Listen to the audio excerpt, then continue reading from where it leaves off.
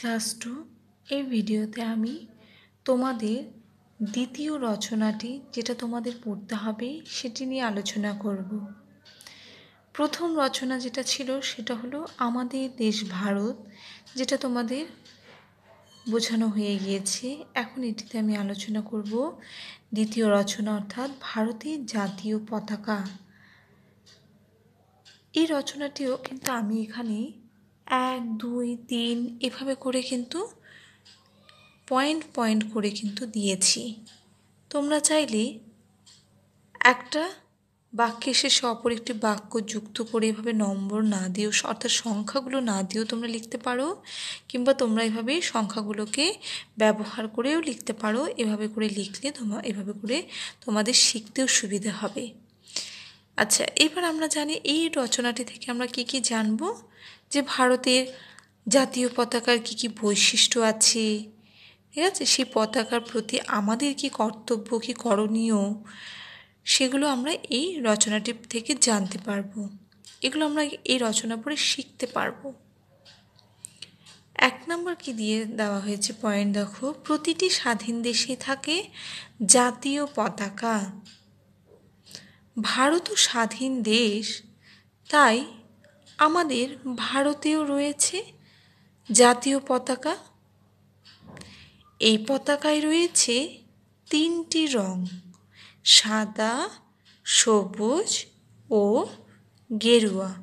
তাহলে আমরা কি জানলাম, যে যে দেশগুলো স্বাধীনতা লাভ করেছে সে সমস্ত দেশেরই একটা নিজস্ব জাতির প্রতীক একটি পতাকা থাকে। তো সেরকমই আমাদের ভারতবর্ষ স্বাধীন দেশ, তাই আমাদের ভারতেও কিন্তু একটি জাতীয় পতাকা আছে। এবং সেই পতাকার দিকে আমরা তাকালেই দেখতে পাই যে পতাকাটিতে 3টি রং আছে। সেই রঙগুলো কি কি? সাদা, সবুজ ও গেরুয়া। এরপর বলেছে এই 3টি রঙেরই অর্থ আছে, অর্থাৎ রঙগুলো কি খালি এমনিই নির্বাচন করা হয়েছে তা তো নয়, নিশ্চয়ই তার পেছনে নিশ্চয়ই কোনো অর্থ আছে, কোনো কারণ আছে। কেন না হলে এরকম রং দেওয়া হয়েছে? কারণ রং তো আরও অনেক আছে, তবে এই 3টি রঙে কেন বাছা হয়েছে? এবার আমরা জানব তার অর্থগুলো। সাদা হলো শান্তি ও সত্যের প্রতীক, আর সবুজ হলো বিশ্বাস ও শৌর্যের প্রতীক, আর গেরুয়া হলো ত্যাগ ও সাহসের প্রতীক।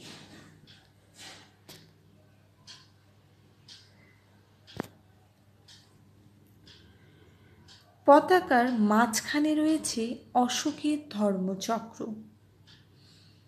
অর্থাৎ পতাকার মাঝখানে যে সাদা রঙটি যে আছে, সেই সাদা রঙের মধ্যে কিন্তু থাকে একটি চক্র আঁকা থাকে। সেই চক্রটা কার চক্র? অশোকের ধর্মচক্র। এই চক্রটি কিন্তু নীল বর্ণের হয়। যে কোনো দিনে এই পতাকা উত্তোলন করা যায় না, অর্থাৎ আমাদের যখন মন চাইলো তখনই কি আমরা পতাকাটাকে উত্তোলন করতে পারি? অর্থাৎ ফ্ল্যাগটাকে কি হোস্টিং করা উচিত? একদমই না, একদমই আমরা করতেও পারি না, আমাদের করা উচিতও নয়। কেন? কারণ বিশেষ দিনেই পতাকা উত্তোলন করতে হয় এবং তাকে মর্যাদা দিতে হয়। আমরা যদি রোজ রোজ পতাকা উত্তোলন করি তাহলে কি হবে? সেটা মূল্যহীন হয়ে পড়বে। তার জন্য যখন কোনো বিশেষ দিনগুলো যেমন কেমন বলতে ধরো, যেমন আমরা কবে কবে পতাকা উত্তোলন করি, যেমন স্বাধীনতা দিবসে করি, তারপর প্রজাতন্ত্র দিবসে, নেতাজির জন্মদিনে করে থাকি, গান্ধীজির জন্মদিনে করে থাকি। তাহলে এই ধরনের যে দেশাত্মবোধক যে দিনগুলো যে আছে, অর্থাৎ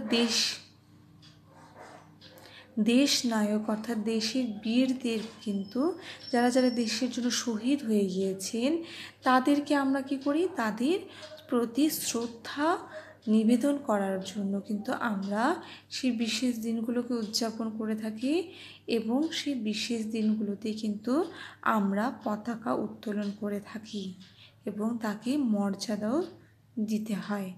সেই সাথে আমরা তাকে প্রণামও করি, তাই না? আমরা জাতীয় সঙ্গীত গাই পতাকা উত্তোলন করার পর, তারপর আমরা প্রণামও করি। তার জন্য এখানে বলা হয়েছে আমাদের সেটা মর্যাদাও দিতে হবে। আমাদের কখনোই জাতীয় পতাকার কিন্তু অসম্মান করা উচিত নয়।